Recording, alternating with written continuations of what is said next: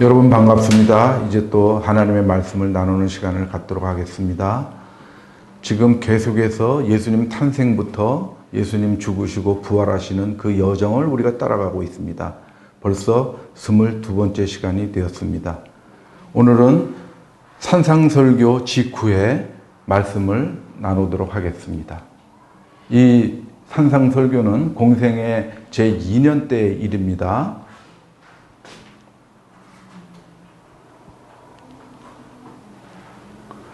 그래서 예수님께서 공생의 제2년은 가버나움에서부터 시작합니다.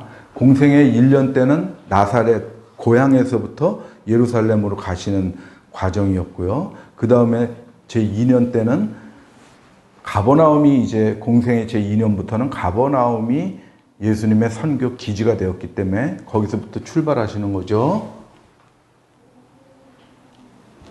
그래서 가버나움은 이 갈릴리 바다 북쪽에 있죠. 여기입니다. 가버나움. 가버나움에서 공생의 제2년엔 예루살렘으로, 여기가 예루살렘입니다. 예루살렘으로 오셔서 거기서 베데스다 못에 38년 된 병자를 고쳐주시고 가까운 동네 베다니에 가서 바리새인 시몬의 식사 초대를 받아서 가시죠. 그래서 거기서 베다니 마리아가 예수님께 와서 향유를 붓죠. 그리고 짧게 예루살렘에 계시고 다시 갈릴리로 가버나움으로 가십니다. 그래서 그쪽에서 순회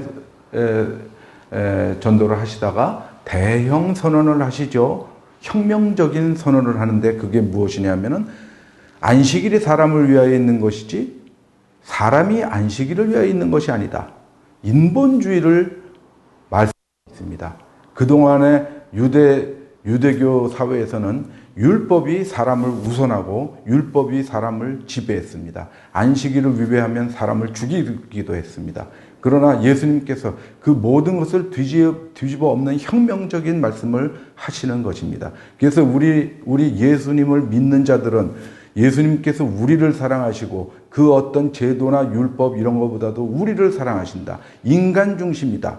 라는 것을 선언하신 예수 그리스도의 말씀을 깊이 새겨야 됩니다. 그래서 그런 혁명적 선언하신 다음에 많은 무리가 따르는 중에서 12사도를 세우시고 그 다음에 이 가버나움 뒤쪽에 어딘가 야트막한 산에 가셔서 사람들을 모아놓고 설교를 하십니다. 그래서 산상설교에서는 무엇을 말씀하십니까? 산상설교에서는 마태복음 5장에서는 주로 말씀하신 게 뭡니까? 8가지 복 있는 자였죠. 8가지 복 있는 자. 그래서 팔복이라고 그럽니다. 마태복음 5장이죠. 5장에서.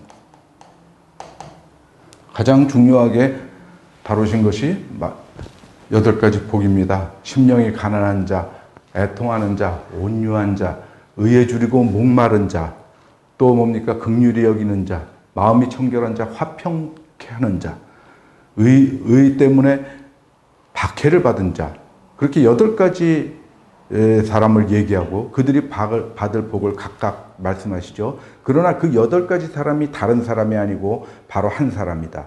우리 성도다. 우리 성도가 마음을 비워서 가난해져야 되고 심령이 가난해져야 되고 우리의 죄를 깨닫고 애통해야 되고 우리가 온유하고 겸손해야 되고 죽기까지 복종해야 되고 화평케 해야 되고 긍휼히 여겨야 되고 그 모든 사람이 우리 속에 있어야 되는 것이고 그들이 바로 받을 복들, 천국, 땅을 기업으로 받는다, 긍휼히 여김을 받는다, 하나님의 아들이라 일컬음을 받는다, 줄이지 않는다, 이런 모든 것이 한 가지 복.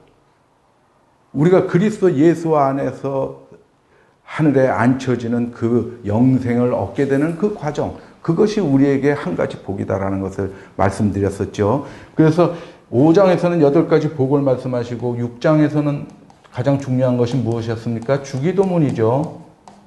너희 주기도문과 구제와 금식, 여기서 제일 전제로 하는 게 너희는 사람에게 보이려고 너희 의를 행하지 않도록 주의하라 이겁니다. 마태복음 6장 1절 그 말씀을 대전제로 하면서 너희는 기도할 때 회당 같은 데서 거리 어귀에서 큰 소리로 떠들면서 하지 마라.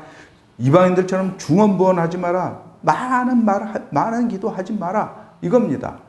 너희는 골방에 가서 문을 닫고 하나님과 은밀히 기도하라. 왜? 기도는 하나님과의 대화, 나의 각오이기 때문에 그렇습니다. 기도는 하나님한테 뭘 좀 주세요, 주세요, 주세요 하는 게 아니고 내가 그렇게 하겠습니다. 이렇게 살겠습니다. 이렇게 살겠습니다. 그런데 내가 힘에 부칩니다. 하나님 날 좀 도와주십시오 하는 것이 기도입니다.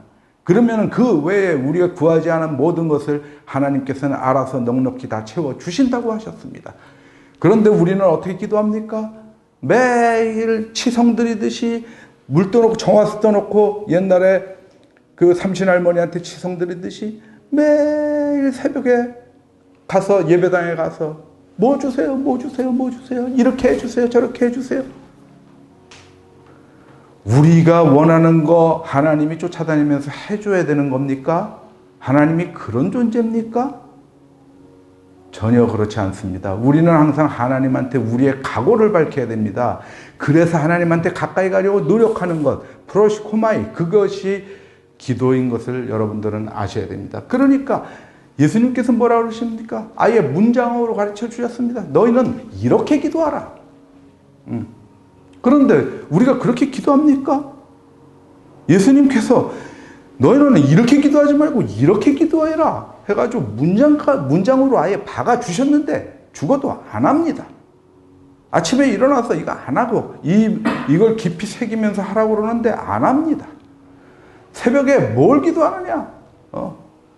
계속 자기의 욕심을 채워달라고 기도합니다. 절대 예수 믿는 거 아니고 절대로 구원받지 못합니다. 여러분들.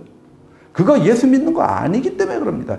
믿음이라는 게 무엇입니까? 믿음은 영접하는 자, 곧 그 이름을 믿는 자, 이겁니다. 그를 받아들이는 겁니다. 그를 구주로 받아들이고 그분이 말씀하신 것을 지켜서 행하기 위해서 노력하는 것이 믿음입니다. 그 믿음이 없으면 구원받지 못합니다. 정확한 얘기입니다. 성경에 다 나와 있고 그거는 공식입니다. A 이꼬르 B. 성경은 모든 말씀이 수학적으로 되어 있습니다. If A, B 이꼬르 B. A면 B다. 정확하게 정답을 가르쳐 주고 있습니다. 하나님이 세상을 이처럼 사랑하사 독생자를 주셨으니 조건이죠. 그를 믿는 자마다 그를 믿으면 멸망하지 않고 영생을 얻는다. A면 B다. 그를 믿으면 영생을 받는다. 이렇게 항상 성경은 그렇게 얘기를 하고 있습니다. 우리가 영생받을 조건 그대로 살아갑시다. 오늘 제가 이 말씀을 준비하면서 지금 드린 말씀은 준비를 안 했지만 여러분과 이 주기도문이라는 말이 떠오르니까 여러분한테 다시 한번 강조하고 호소드리는 것입니다. 7장에서 뭡니까? 거짓 선지자에 관해서 아주 중요하게 다루셨죠. 그리고 내려오십니다. 이렇게 해서 8장부터는 산 밑으로 내려오십니다. 그럼 산상설교는 뭡니까? 산상설교에서 하신 말씀은 12사도를 결정하고 나서 그들과 분중들에게 하신 말씀은 우리의 고도의 높은 이성적 사유를 필요로 하는 고담준론입니다. 우리가 우리의 이성을 굉장히 발휘해야 돼서 그것을 이해해야 되는 겁니다. 우리가 다 이해하지 못함으로 깊이 연구한 사람들한테 강해를 들을 필요도 있는 부분입니다. 그래서 산상설교는 뭐냐면 산에서 하신 예수님의 말씀은 그 예수님은 누구십니까? 로고스입니다. 말씀이십니다. 말씀이신 예수님으로 그 복음의 가장 중요한 부분들을 정리해 주셨습니다. 8가지 복이 있는 자와 주기도문에 대해서. 그래서 제가 이 2가지 강해를 할 때 이게 20주 정도 돼가지고 약 1년 가까이 걸쳐서 이 2가지를 강해하는 시간을 가졌었습니다. 그것이 전부 동영상에, 제 설교 동영상에 있죠. 여기서 그 모든 아주 높은 차원의 예수님의 말씀을 여기서 정리하셨습니다. 하루에 정리한 거는 물론 아니겠죠. 마태의 편집의 그 기술이겠죠. 그 다음에 8장 1절에 내려오십니다. 내려오셔서 어떻게 합니까? 이것은 인자로서의 삶을 살기 시작합니다. Son of Man.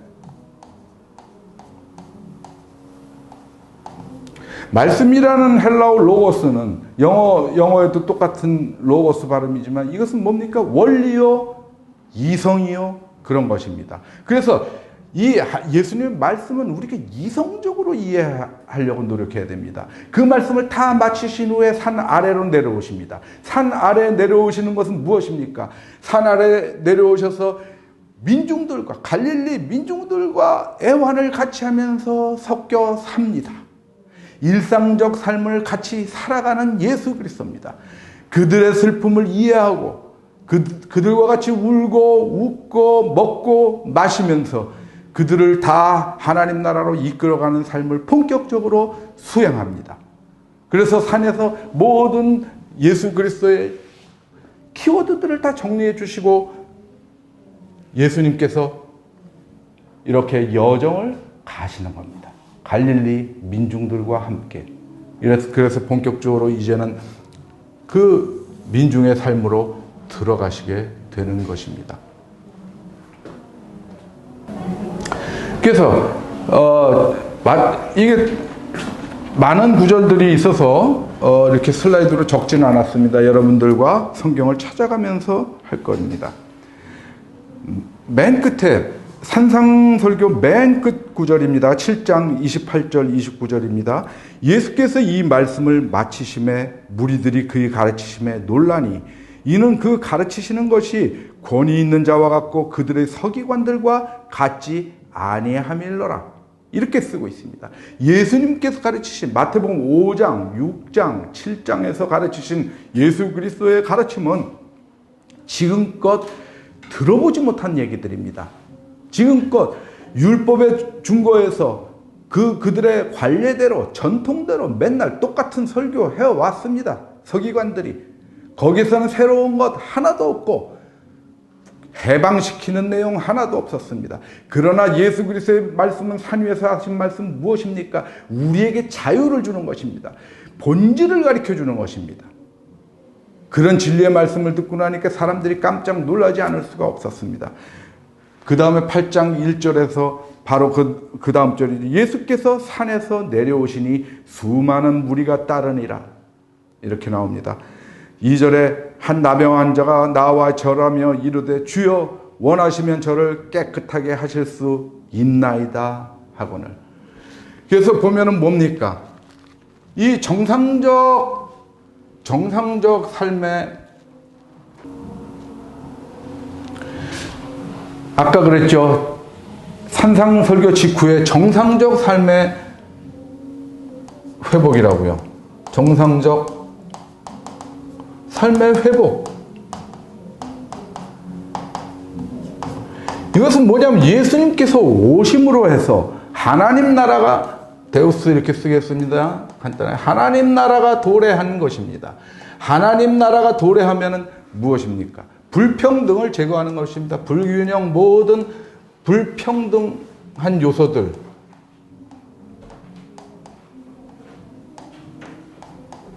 이거는 육체의 불평등, 사회적 어떤 시스템의 불평등 이런 것들을 제거하는 겁니다. 그런 것들이 있으면 안 됩니다. 하나님 나라는. 그래서 정상적 삶의 회복이 이루어집니다. 그리고 무엇입니까? 이 정상적 삶의 회복으로 인해서 천국 운동의 확산이 되는 것입니다. 천국 운동의 확산이 이루어지는 것입니다. 여러분들 2단계로 한번 생각을 해보도록 합시다. 하나님 나라가 왔다.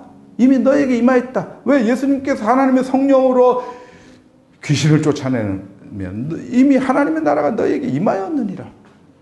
그 다음에 각종 질병, 귀신 들린 자, 모든 사람 다 제거합니다. 불평등 요소를 제거해 줍니다. 왜?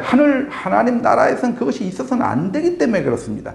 그래서 예수님께서 병 고치시는 거, 귀신 쫓는 거, 이런 모든 것들이 하나님 나라가 도래했음을 보여주고 계시는 것입니다.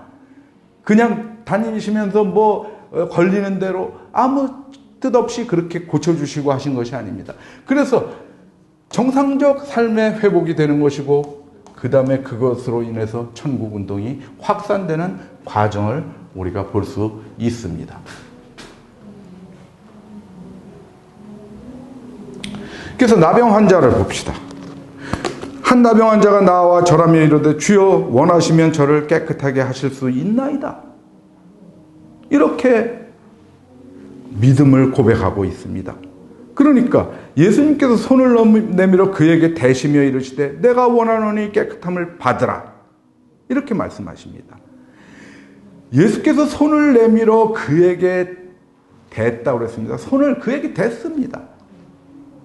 예수님은 그 나병 환자, 이 불쌍한 나병 환자의 육체적 불평등을 없애시기 위해서 그동안 율법에서 금지해왔던 행위를 하고 있는 것입니다. 나병 환자는 그 당시에 뭐냐면 격리되어 있었고 누구에게 접근할 수 없었습니다. 그래서 뭐냐면은 혹 이렇게 지나가는데 나병 환자인지 모르고 어떤 사람이 오면 나병 환자가 이렇게 소리쳐야 됐습니다. 나는 더러운 인간이요, 나는 더럽소 계속해서 못 오게 했어야 되는 게 나병 환자의 의무였습니다. 그러나 이 나병 환자는 예수 그리스도가 구세주라는 것을 알고 원하시면 나를 낳을 수 있게 하겠나요? 할 수 있지 않습니까? 그러면서 그에게 다가갔고 예수님께서는 모든 그동안의 율법의 굴레를 벗어던지시고 그에게 손을 대신 것입니다. 접촉하신 것입니다. 그래서 나병이 깨끗하게 됐죠.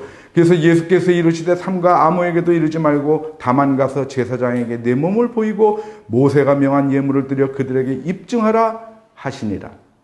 이렇게 마태복음에서는 끝나고 있습니다. 왜냐하면 그런 소문들이 너무 많이 퍼져나가면 예수님의 다음 행보에 지장이 있을 것 같아서 그렇게 하셨지만 예수님은 과연 그것이 그대로 이루어지리라고 생각했을까요? 그렇진 않습니다. 왜 그럴까요?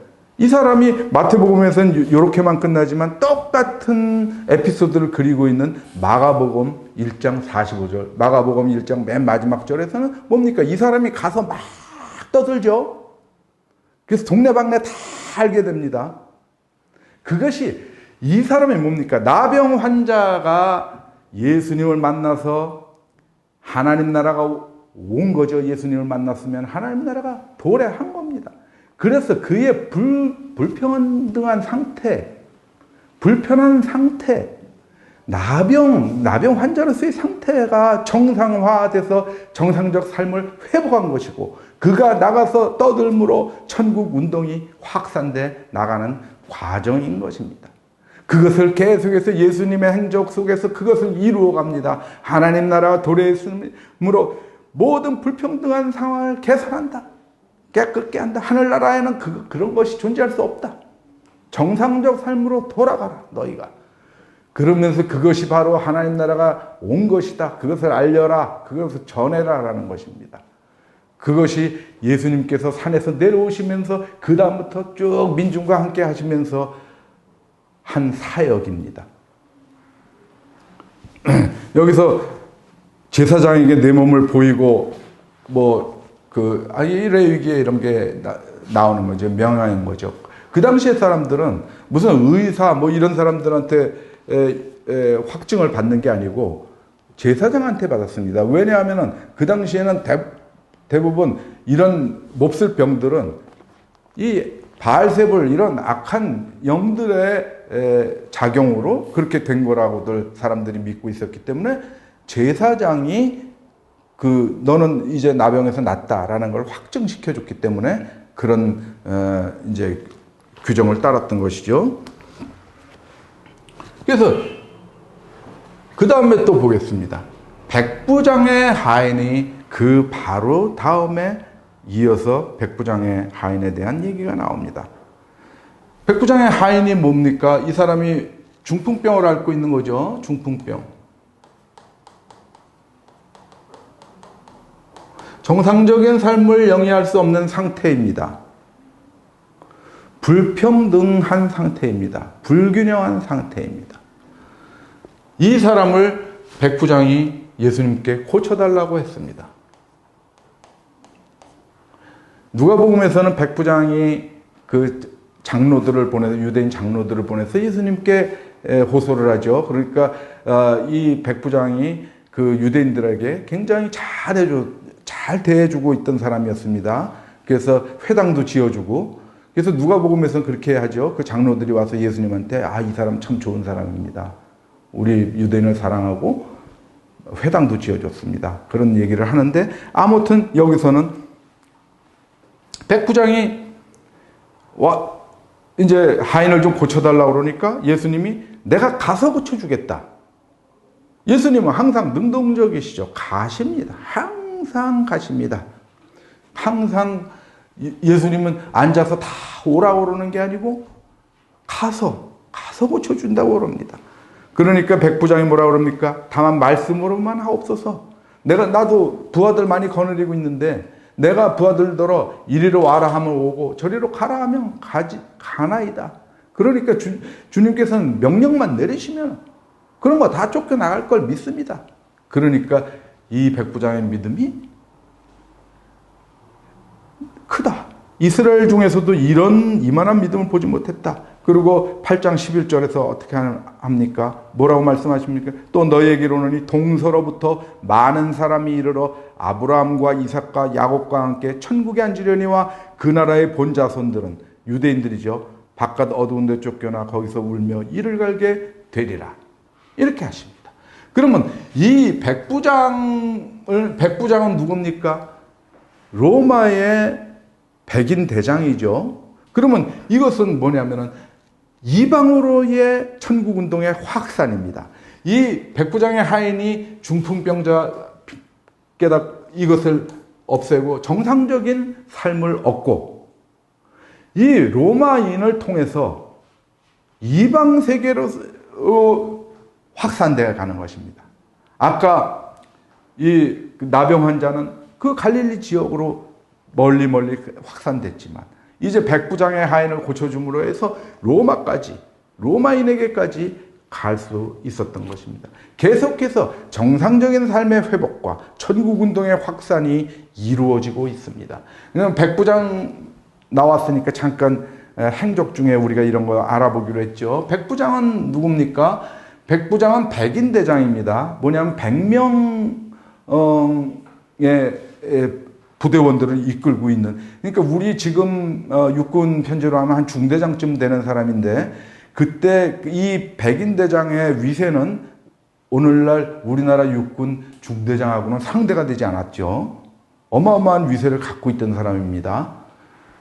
지금 우리 육군 대위 중대장님들은 뭐 그렇게 위세를 부릴 수는 없는 상황이죠. 그래서 로마는 뭐냐면 이렇게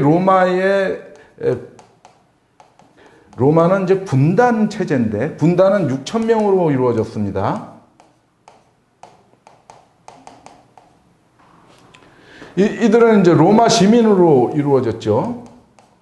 한 군단이 로마 시민 6,000명으로 이루어졌는데, 이게 어떻게 구성된 거냐면 60개의 백인대로 구성된 겁니다. 그러니까 100명이 최소 전투단입니다. 가장 이 기본이 되는 단위입니다. 그것을 60개를 모아서 1군단을 형성했던 것입니다.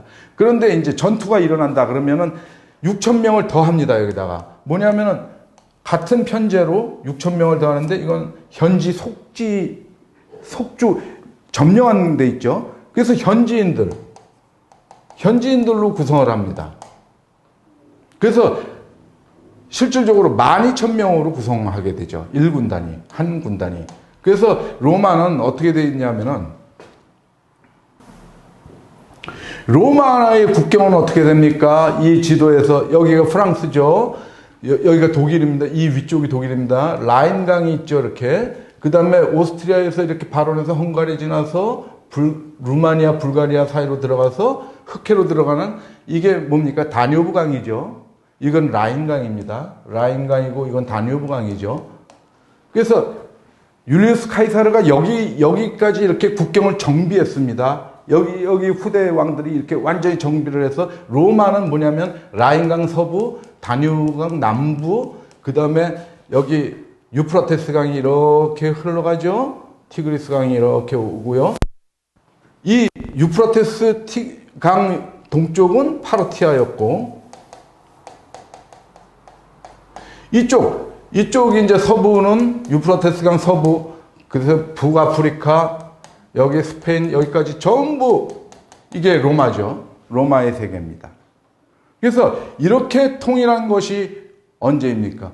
기원전 30년, 31년에 악티움 해전에서 안토니우스하고 클레오파트라의 연합군을 옥타비아누스가 물리치고 아우구스투스, 성경에 아구스도라고 나오는 사람이 로마의 초대 황제가 됩니다. 그래서 그렇게 그 전에는 약 50만 대군을 거느리고 있다가 아우구스투스가 이제 딱 국경을 이렇게 정비한 다음에 대폭 군인을 삭감했습니다. 50만 명에서 17만 명. 그러니까 한 28개 군단으로 삭감을 하고, 그 다음에 AD 9년쯤에 오면은 뭐냐면 25군단으로 했습니다. 25군단이니까 몇 명이죠? 25군단 곱하기 6천 명 하면은 15만 명이죠. 15만 명 군사, 속지인 합쳐도 30만 명. 이 광활한 로마의 국경을 끼케야 많아야 30만 명으로 이것을 경비했습니다. 그 전에 율리우스 카이사르 막 이런 때는 50만 명이나 되었던 군인이, 왜? 그때는 공격하던 로마의 시대였습니다. 보통 공격하는 그 전력은 수비하는 것보다 3배 정도 강해야 된다고 그러죠. 그러니까 공격할 때는 그 군사가 많았어야 되는데, 이제 로마가 기틀을 잡고 이제 수비만 하면 되니까. 그리고 강력한 적이 그때만 해도 파르티아 정도밖에 없었는데, 파르티아도 로마가 파르티아를 이기긴 힘들지만, 쳐들어가서 정복하기는 힘들지만, 그렇다고 감히 파르티아가 로마를 쳐들어오지는 않았겠죠. 그러니까 그냥 긴장 상태만 이 국경에서 있었고, 그래서 시리아 쪽에는 2개 군단이 주둔하고 있었죠. 2개 군단이 주둔하고 있었습니다. 왜냐하면 가장 그래도 나라 단위로 로마한테 도전할 수 있는 나라가 파르티아였기 때문에 그렇죠. 그래서 여기 예수님 돌아가실 때 빌라도가 이제 재판을 하려고 그러는데 막 폭동이 일어날 것 같으니까, 그때 당시에 이제 전운이 도니까 시리아에 이렇게 군인이 많이 주둔하고 있으니까 이스라엘은 별로 병사가 없고 시리아 총독한테 군대를 좀 보내주십사 하는데 거절당하고 뭐 그런 걸 주저리 해서 로마 황제한테 보고한 그런 것들이 있습니다. 물론 정확한 사료로 평가받지는 못하지만 아무튼 이렇게 전승이죠. 그런 것들이 있는데 여하튼 그렇습니다. 이거 그냥 제가 예수님의 행적을 말씀드리면서 그때 당시의 문화나 사회상 이런 것들도 이제 여러분과 말씀을 나누기로 했기 때문에 이렇게 상식적으로 그 시대적 배경을 이렇게 말씀드리고 있는 것이죠. 그래서 분단, 그러면은 나중에 이제 예수님께서 그 거라사에 가셔가지고 귀신 들린 자한테 네 이름이 뭐냐? 그때 군대입니다. 레기온. 그게 뭐냐면 이 군단을 얘기하는 겁니다. 군단. 6천 명으로 짜여진 이 군단. 네 이름이 뭐냐? 나는 군대입니다. 이렇게 얘기했을 때 그것이 이 군단을 의미하는 것이죠. 많은 숫자가 귀신들이 들려 있었던 겁니다. 그런데 이 백부장은 요 100명의 군사를 지휘하던 사람이고 상당히 이 점령지에 와 있었기 때문에 굉장히 막강한 힘을 발휘하고 있었고, 적어도 여기에 자기 밑에 부하가 100명, 그거는 오리지널 로마 시민들로 구성되어 있었던 겁니다. 그러니까 이것은 천국 운동의 이방으로의 확산이 되겠습니다. 그 다음에 이제 넘어갑니다. 왜냐하면 마태복음에서 갑자기 누가복음으로 가는 것은 왜 그렇겠습니까? 이것은 제가 깊이 연구한 결과인 것이죠. 순서를 여기저기 봐서 아주 열심히 연구를 해서 이렇게 나오는 겁니다. 마태복음으로만 쭉 가면 순서 안 맞습니다. 막 엉망됩니다.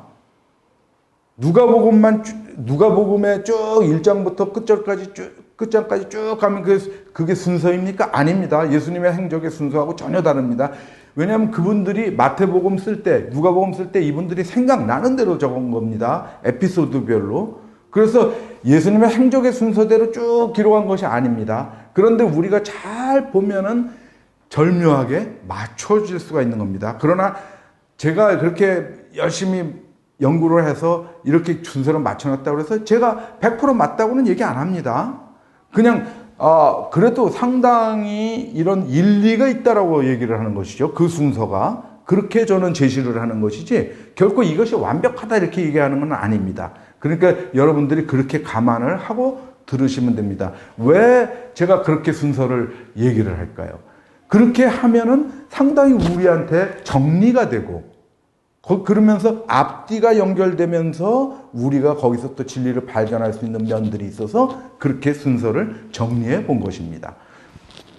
그 다음에 누가복음으로 넘어갑니다. 나인성을 가죠. 이 나인성 과부에 관한 얘기는 누가복음에만 나옵니다. 그러니까 뭡니까? 마태복음, 누가복음이 마가복음을 원재료로 쓴 거죠. 마가복음이 제일 먼저 쓰여졌고 그걸 참고로 하고 큐자료라는 게 있고 그 다음에 마태나 누가가 자기 나름대로 이렇게 수집한 자료를 바탕으로 쓴 거죠. 그리고 여기서 보면은 뭡니까? 나인성 과부의 이 얘기는 누가만이 수집한 그런 자료인 것입니다. 그것을 바탕으로 누가가 구성을 한 것이죠. 누가복음을 보겠습니다. 누가복음 7장 11절을 보겠습니다. 길기 때문에 역시 중요한 얘기만 이렇게 해놓고 제가 읽겠습니다. 그 후에 예수께서 나인이라는 성으로 가실 때 제자와 많은 무리가 동행하더라. 많은 무리가 동행했으므로 이후에 나타나는 사건에 대해서 증인들이 많겠죠. 그래서 누가는 특정 지역과 목격자가 많았다는 것을 전제로 하고 시작합니다. 성문에 가까이 이르실 때 사람들이 한 죽은 자를 메고 나오니 이는 한 어머니의 독자요 그의 어머니는 과부라. 그 성에 많은 사람도 그와 함께 나오거늘. 과부의 아들이 죽은 거죠. 과부의 아들이 죽어서 나인성에 있는 과부의 아들이 죽어서 장례 행렬을 지금 가고 있는 것입니다. 주께서 과부를 보시고 불쌍히 여기사 울지 말라 하시고 위로합니다. 이것이 예수님의 갈릴리에서 군중들과의 삶입니다. 이 과부가 얼마나 슬펐겠습니까? 슬픈 정도가 아닙니다. 모든 인생이 무너진 겁니다. 이 과부는. 왜 그렇습니까? 과부는 경제권을 갖지 못합니다. 그 당시에 여자는 재산을 상속하지 못했습니다. 그래서 남편이 있어야 됐고 남편이 죽으면 그 아들이 있어야 됩니다. 이 과부는 현실적으로 또 모든 것을 잃은 겁니다. 아들을 잃은 슬픔도 슬픔이고 그래서 정상적 삶이 깨진 겁니다. 완전히 사회적 불평등의 삶으로 빠져버린 겁니다. 낭떠러지로 떨어진 겁니다. 그것은 하나님 나라가 아닙니다. 그것은 사탄의 나라입니다. 거기에 떨어진 과부를 보시고 예수님께서 속으로 같이 울으셨어요. 울지 마라. 내가 그 관에 손을 댑니다. 그 관에 시체가 들어있는 관에 손을 대는 것도 율법 위반입니다. 레위기에 다 나옵니다. 우리가 그런 것을 찾아 알 필요까지는 없습니다. 대신 이 맨자들이 그 관을 맨 자들이 섰는지라. 예수께서 이르시되 청년아 내가 네게 말하노니 일어나라. 죽었던 자가 일어나 앉고 말도 하거늘 예수께서 그를 어머니에게 주시니 어머니에게 그 아들을 돌려줍니다. 이것이 무엇입니까? 어머니에게 주신다. 이것이 무엇입니까? 정상적 삶의 회복입니다. 어머니에게 돌아가는 겁니다. 어머니는 아들을 다시 얻은 겁니다. 아들을 잃기 전의 상태로 돌아간 겁니다. 불평등의 상태에서 정상을 회복하는 겁니다. 모든 사람이 두려워하며 하나님께 영광을 돌려 이르되 큰 선지자가 우리 가운데 일어나셨다 하고 또 하나님께서 자기 백성을 돌보셨다 하더라. 예수께 대한 이 소문이 온 유대와 사방에 두루 퍼지니라. 천국운동의 확산입니다. 정상적 삶의 회복이 되고 그것이 모든 유대와 사방에 두루 퍼져나가는 겁니다. 그것이 예수님의 삶입니다. 여기서 사람들이 모든 사람이 큰 선지자가 우리 가운데 일어나셨다 이렇게 얘기를 합니다. 이 사람들은 엘리야나 엘리사를 생각하고 큰 선지자라고 그랬을 겁니다. 엘리야가 시돈 지방에 있는 사르밧의 과부의 아들을 살려줍니다. 엘리사가 수넴의 귀부인의 아들. 이 에피소드를 자세히는 얘기 안 하겠습니다. 재밌는 것이 있죠. 이게 이 화수분 이렇게 가루 한 주먹하고 기름 조금 있는데 계속해서 나오죠. 이 사르밧의 과부가 그런 이제 엘리야가 그렇게 해주시고 수넴의 귀부인은 원래 아들이 없다가 엘리사의 축복을 받고 아들을 낳는데 그 아들을 잃죠. 그렇게 합니다. 그래서 더군다나 이 수넴의 귀부인 이 사람들은 이 에피소드를 잘 알고 있어서 큰 선지자가 우리에게 나타나셨다 이렇게 얘기를 했을 겁니다. 수넴은 어디입니까? 수넴은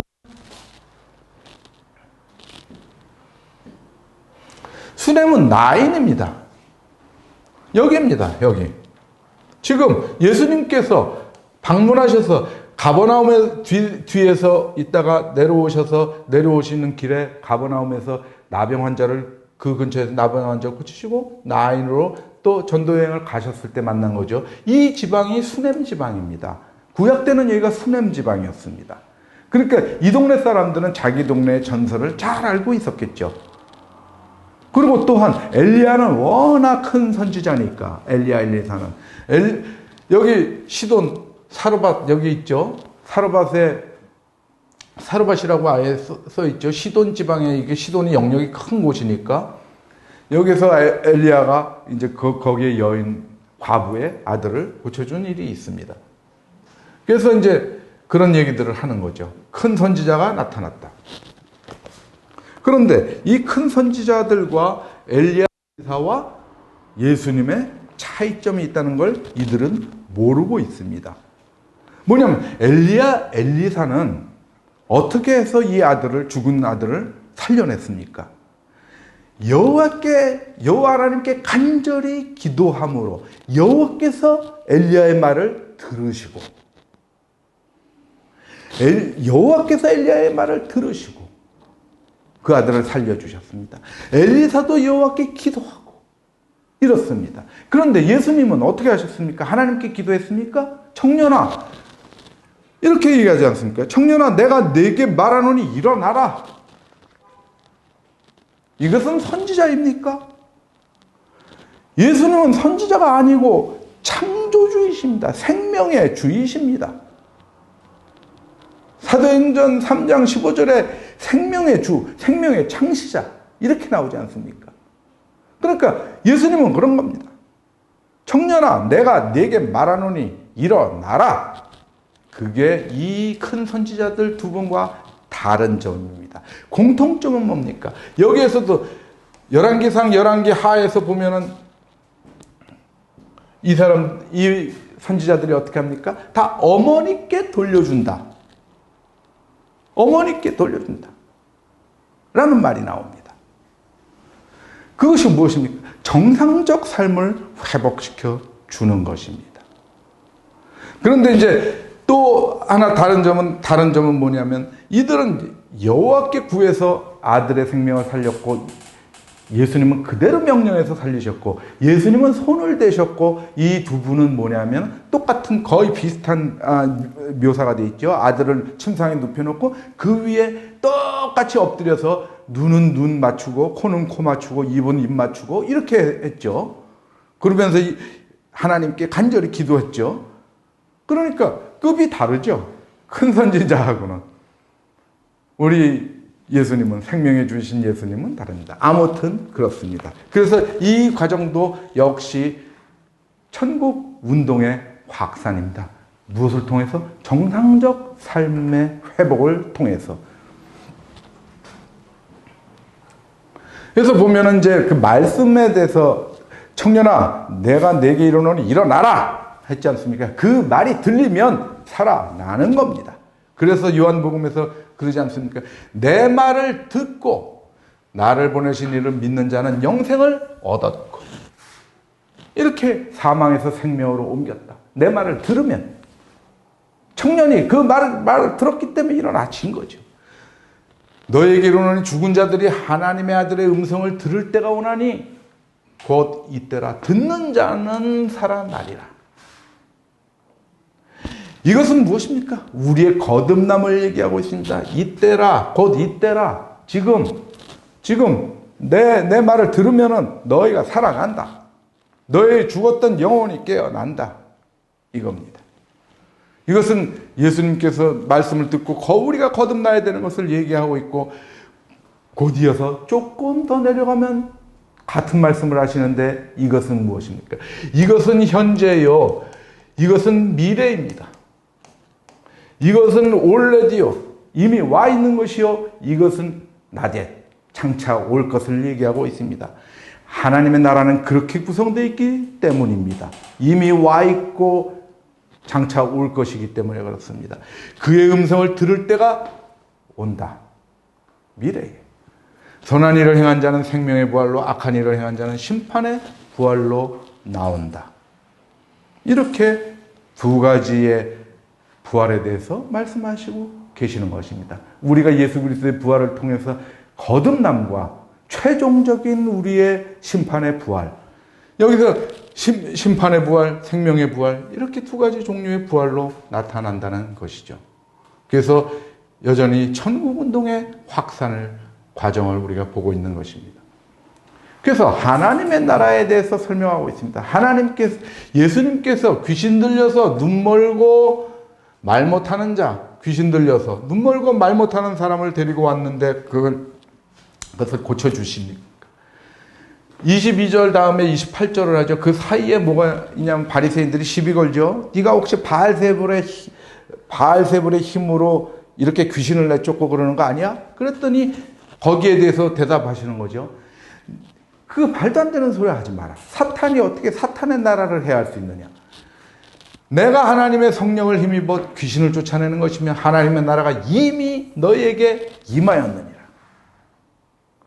이미 와 있는 현재 상태의 하나님의 나라를 얘기하고 있습니다.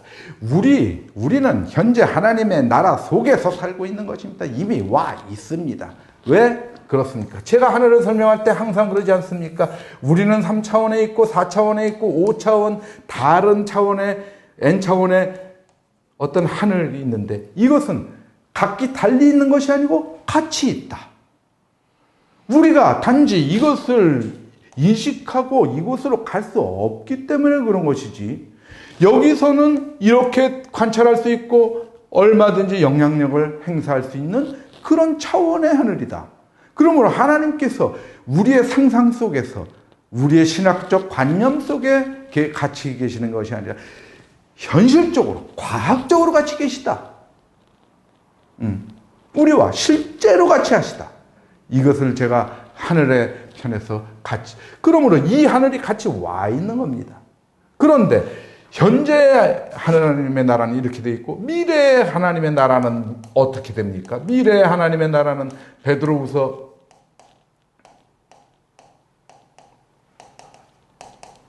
3장 12절에서 13절에 잘 나타나고 있죠. 하나님의 날이 임하기를 바라보고 간절히 사모하라.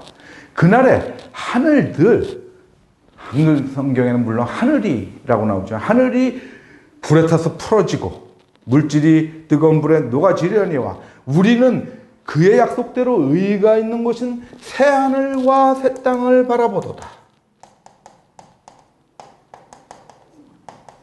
하나님의 날이 임한다. 세상 끝날이 오면은 이 하늘들이 뜨거운 불에 풀어진다. 이겁니다. 하늘의 경계가, 차원의 경계가 풀어지고 새 하늘과 새 땅, 어뉴 헤븐, 하나의 새로운 하늘이 된다. 이것이 차원의 경계가 무너지니까 이것이 다 원래 하나님께서 임하고 계신 거, 우리와 함께 계신 그것을 우리가 인식할 수 있는 날이 온다는 겁니다. 그것이 새하늘과 새 땅인 것입니다. 이것이 반드시 온다. 이겁니다. 우리는 두 가지, 현재 있는 하나님의 나라와 이 현재 있는 하나님의 나라는 무엇입니까? 오직 성령 안에 있는 의와 평강과 희락입니다.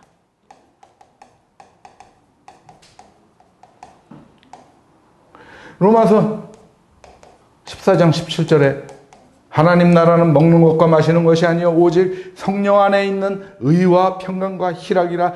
불균형, 불평등이 사라지는 공정함, 의가 있는 것이고 하나님의 나라에는 그러므로 우리에게 평강이 찾아오는 것이고 그 괴로움에서부터 벗어나서 우리가 평안하고 행복한 희락을 누리는 그런 삶을 살게 되는 것입니다. 그것이 하나님 나라의 도래인 것입니다. 그래서 예수님께서는 그것을 보여주고 있는 것입니다. 실증하고 다니시고 있는 것입니다. 우리는 그것을 확실히 알고 믿어야 됩니다. 그래서 보면은 그때 요한이 옥에서 갇혀가지고 그리스도께서 하신 일들을 듣고 제자들을 보내서 예수께 여짜오되 오실 그이가 당신이 오니까 당신이 메시아입니까? 우리가 다른 일을 기다려오니까? 이렇게 묻습니다. 요한이 옥에 갇힌 지 1년 됐죠. 왜 그러냐면은 공생의 1년 때 예수님께서 예루살렘 가셔서 성전 청결하시고 니고데모와 대화하시고 유대에서 제자들 시켜서 세례를 베풀고 하실 때 그때 세례 요한이 잡히심을 들으시고 갈릴리로 가실 때 사마리아로 지나가면서 사마리아 여인과 만나셨죠. 그때가 공생의 1년 아주 초기죠. 그런데 지금 공생의 2년 초기입니다. 그러니까 1년 동안 계속 투옥 생활을 하고 있는데 거기서 요한을 죽이는 거를 헤롯이 굉장히 두려워했었기 때문에 계속 그냥 옥에 가둬놓고 있었던 그런 상태입니다. 그래서 당신이 맞습니까? 오실 그이가 메시아가. 그랬더니 예수님께서 대답하여 이르시되 너희가 가서 듣고 보는 것을 요한에게 알리라. 맹인이 본다. 못 걷는 사람이 걷는다. 맹인이 본다. 이것이 무엇입니까? 왜 하나님의 나라가 마태복음 12장인데 마태복음 11장보다 앞에 놨을까요? 맹인이 보며라는 말을 예수님께서 하셨을 때는 맹인을 고친 후여야 되는 거 아닙니까? 근데 맹인을 고치는 첫 이적의 역사가 여기 나옵니다. 12장에. 눈 멀고 말 못하는 사람을 데리고 갔다. 그걸 고쳤다. 그런데 세례 요한한테 이 이적을 안 보이시기 전에 이런 얘기를 하면 안 되는 것이죠.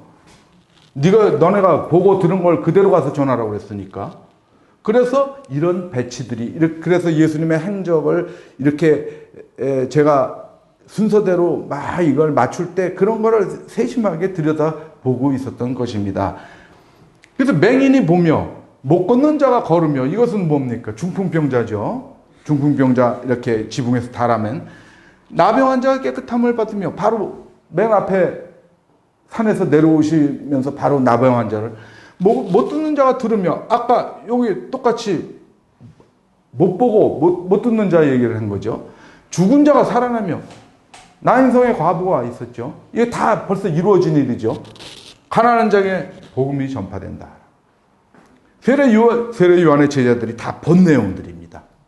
오늘 말씀드린 쪽에서, 오늘 설교 속에서 다 이루어진 일들입니다. 그것이 무엇이냐? 이렇게 얘기하면 요한이 알 거다. 왜? 하나님의 나라는 비정상적이고 불평등한 것이 개선되고 정상적인 삶의 회복이 오는 것이기 때문에, 하나님의 나라가 도래했다. 그것을 내가 이끌고 온 것이다. 나는 하나님 나라의 주인이다. 이 복음을 확산시켜야 된다. 라는 겁니다. 이렇게만 얘기를 해라. 그러면서 가난한 자에게, 가난한 자는 모든 대중을 얘기하고 있습니다. 부유한 자가 몇 명 안 됐기 때문에. 복음이 전파된다. 율법과 선지자는 요한의 때까지요. 그 후부터는 하나님의 나라의 복음이 전파된다. 이렇게 되는 것입니다. 요한이 갇혀 있어. 이제 요한의 사역은 끝났다. 하나님의 나라의 복음이 전파된다. 이것이 하나님의 나라다 이겁니다. 그리고 이제 그 같은 이제 장 속에서 요한이 와서 먹지도 않고 마시지도 아니하며 그들이 말하기를 귀신이 들렸다 하더니 인자는 와서 먹고 마시며 말하기를 보라 먹기를 탐하고 포도주를 즐기는 사람이다. 세리와 죄인의 친구다. 이렇게 비난한다는 겁니다. 요한은 뭡니까? 세례 요한은 극단적인 금욕주의자입니다. 이 사람이 먹은 거는 먹지도 않고 아주 안 먹은 건 아니죠. 메뚜기하고 석청을 먹었죠. 석청은 돌에 괴 있는 꿀이죠. 메뚜기와 석청을 먹은 사람입니다. 일반적으로 빵, 이렇게 포도주 이런 걸 먹지 않았죠. 근데 Son of Man, 아까 말씀드렸죠. 로고스인 예수님 아니고 산에서 내려오신 Son of Man, 인자로서의 사람의 아들로서의 예수는 와서 먹고 마신다 이겁니다. 그러니까 또 욕한다 이겁니다. 극단적인 분리된 금욕주의자가 아니었습니다.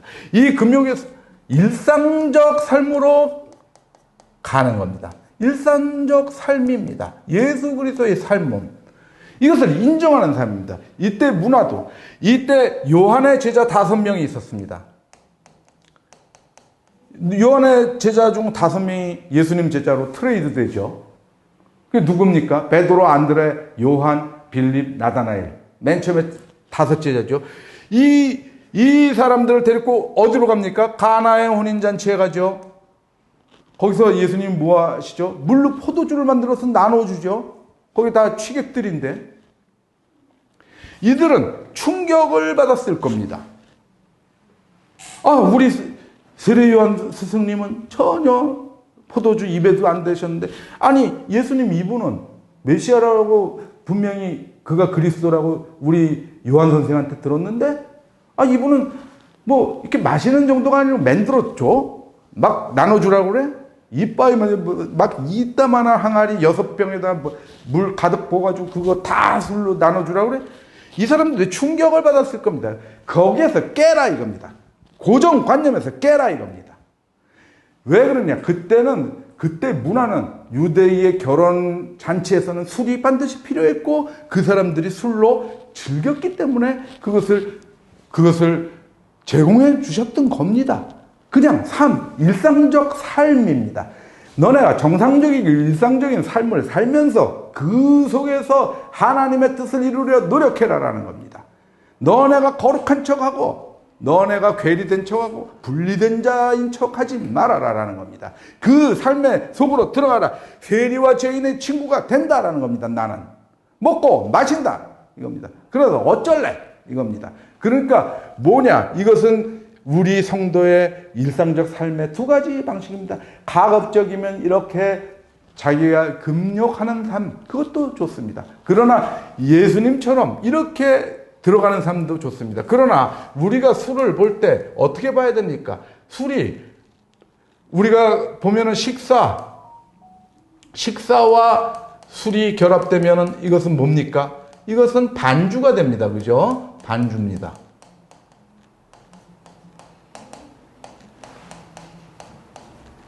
이건 밥반짜죠.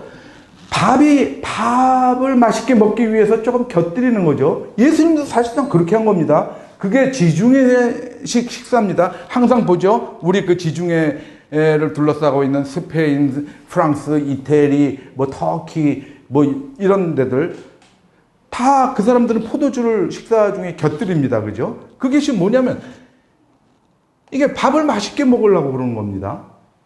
이것은 일상적 삶입니다. 일상적 삶의 회복입니다. 예수님은 그렇게 한 겁니다. 근데 얘네들이 먹기를 탐하고 포도주를 즐긴다는 건 비난하기 위해서 그런 것이죠. 그런데 뭡니까? 이게 앞으로 나와서 술 플러스 안주가 되면은 이게 같이 음식을 먹는 것 같지만 얘 안주는 뭡니까? 이거는 이렇게 달래를 짭니다. 술이 위주인데 술을 좀 이렇게 달래주려고 먹는 게 안주죠. 그러니까 술 플러스 안주, 이거는 곤란합니다. 이거는 일상적 삶을 오히려 깹니다. 이것은 일상적 삶입니다. 일상입니다. 그러나 이것은 뭡니까? 일상적 삶을 파괴하기 십상입니다. 안주를 곁들여서 먹는, 술 위주로 먹는 그것은. 여러분들 많이 저도 수없이 경험한 사실입니다. 그래서 이것을 조심하는 겁니다. 그래서 보면은 여기 이건 됩니다. 일상 중에 새참 있죠, 우리가 새참. 힘든 일을 하면서 막걸리 먹죠. 이렇게 농촌에서 농사 막 짓다가 새참을 갖고 와서 막걸리와 같이 먹습니다. 좋습니다. 힘을 좀 나게 합니다. 그런데 농사 질 때는 하지만 건설 현장에서 일할 때 새참으로 막걸리 주는 거 봤습니까? 노가다의 전설로서 제가 말씀을 드립니다.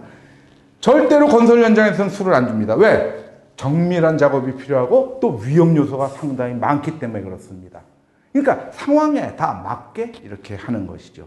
농촌 일을 할 때는 그렇게 위험한 것들도 없고 이렇게 정교한 작업도 없기 때문에 그럴 땐 좀 육체적 힘을 돋구기 위해서, 그러니까 우리가 그렇게 상식적인 차원에서 모든 걸 해석해야 됩니다. 그러니까 예수님은 산 위에서 내려오셔서 산 아래에서는 그들과 군중과 일상적 삶을 같이 살면서 정상적인 삶을 회복하고 잘못된 것들, 기울어진 것들, 그런 것들을 고쳐주시면서 여정을 가셨던 겁니다.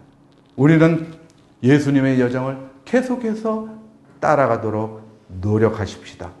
그 방법은 무엇입니까? 우리가 예수님을 따르려면 우리를 부인하고 날마다 우리 십자가를 지고 예수를 따라가야 되는 겁니다. 우리의 외적 환경이 어떻더라도 그것은 우리의 십자가니까 그것을 어떤 환경의 변화가 오더라도 그 속에서 우리는 예수 그리스도의 정신을 새기고 따라가야 됩니다. 그것이 우리가 예수 그리스도의 행적을 이렇게 같이 거기에 대한 말씀을 나누는 의미요 가치인 것입니다. 오늘 말씀은 여기까지 전하도록 하겠습니다.